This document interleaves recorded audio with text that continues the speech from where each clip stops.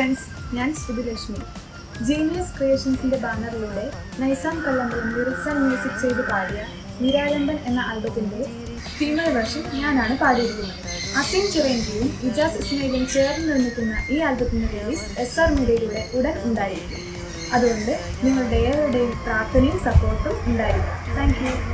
കണ്ണുനീരു കൊണ്ടന്നകന്നങ്ങു ദൂരെ തോളു ചേർന്നു നിൽക്കുന്ന മാരനൊരു പാവമാ തിങ്കളെ എല്ലാം മറന്നു സുഖം അവനതേകുവാൻ കഴിയണം മനസ്സിനാലേ.